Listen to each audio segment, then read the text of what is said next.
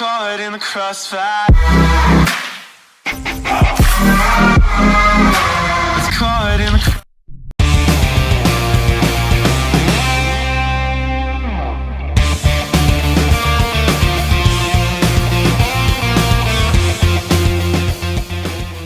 Yes guys, welcome back to my channel.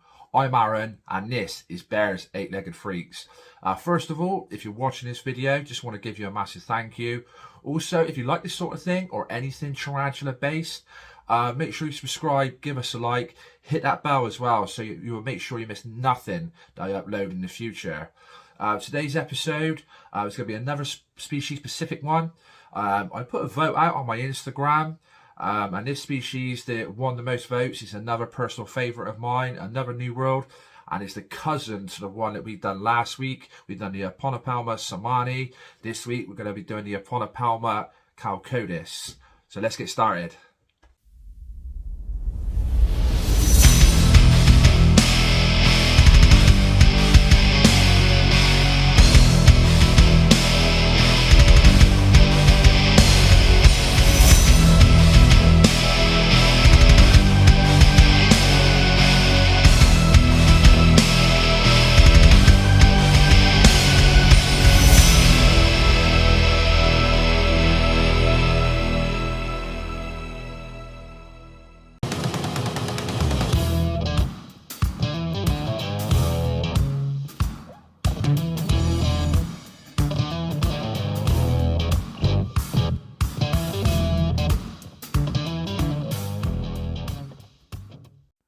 The Aphonopelma Chalcodes, also known as the Arizona blonde, desert blonde, or the Mexican blonde tarantula.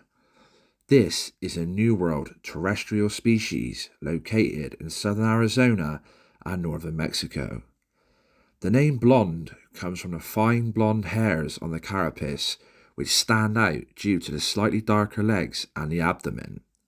Females usually a light tan coloration, with males being darker, having black legs, a copper-coloured carapace, and a reddish abdomen.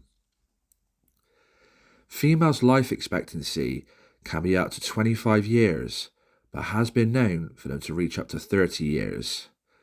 Males' life expectancy is around 7 to 8 years.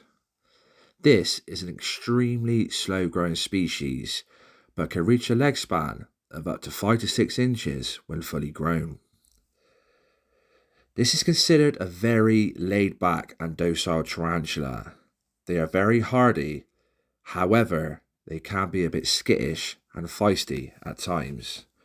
Remember, always treat them with the respect they deserve. Being a New World, their main form of defense is they can flick hairs when threatened. Although this won't kill you, it can be extremely irritating and cause itching sensations that can last for days and even cause blisters. Try and avoid getting these hairs in your nose, eyes or mouth. If you have an allergic reaction to them, please seek medical advice. They can also give a threat pose when threatened and even bite.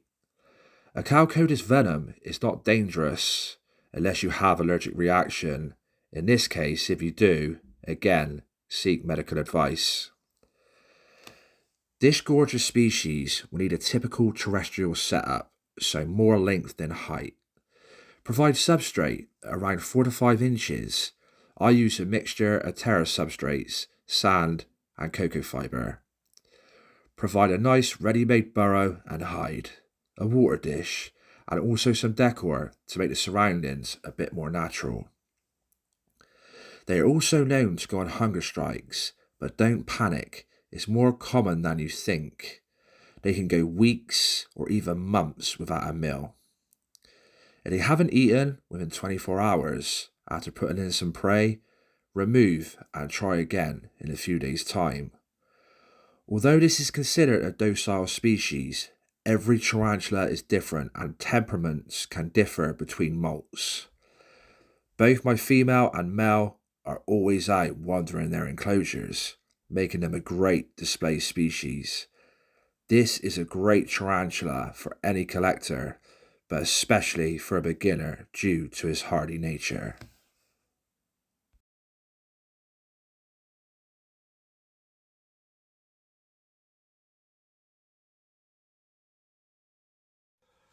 Now, these are truly beautiful creatures. A lot of people will say they're quite plain due to the colours. I mean, there's a lot of tarantulas in the world that are very bright and distinctive. But don't let that fool you. Even though they are just literally just like a tan colour, they're so beautiful. And there's one for any collection, whether you're a beginner or whether you're advanced. But remember what I said back in the description. Even though I've said these are laid back and hardy, every tarantula is different. Every tarantula has its own personality. I mean, my girl, sometimes she can just sit there as happy as Larry.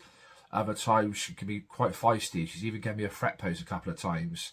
When I've taken off the lid, she's scarping up the side and she's sat on top. So yeah, don't let that fool you though. They are beautiful creatures. I've handled these a couple of times. This always comes up about handling. Not on purpose. As I just said, when I took the lid off, she's scarping up the side. She has come onto my hand, she's wandered up my arm and things like that. But I won't purposely handle a tarantula. For the simple fact of the tarantula's benefit. I've stated this many and many of times. If it was to suddenly bolt and you was to get jumpy and a tarantula was to fall, you know what I mean, it could rupture his abdomen, and yeah, it could be, and it'd be fatal, which is not good. You don't want that to be happening. So my personal opinion is avoid it. Obviously, if they're climbing up when you're cleaning out the enclosure or you're feeding, that's a different story. But make sure you're prepared, make sure it's low on the ground as well. So if anything does happen and it does bolt or it jumps or anything like that, damage is going to be minimal because it's going to be on the floor. But yeah, hopefully you like this video. I'm going to be releasing another one in a couple of days. I'm going to be putting a vote out on my Instagram on what species to do. So if you haven't followed me already on there, Bears Eight-Legged Freaks, I do a lot of lives on there with a brother and another enthusiast, Arachnid Alien. He's a top bloke, has an insane amount of knowledge when it comes to tarantulas, so make sure you give him a follow also. And yeah, also, as I said at the beginning, if you like these sort of videos, anything tarantula based and information around tarantulas and feeding and basic husbandry and care videos, make sure you give us a like, follow us, subscribe, and again, hit that bell. You won't miss anything that I upload in the future then. But yeah, until next time, all the best, take care, and we'll see you soon.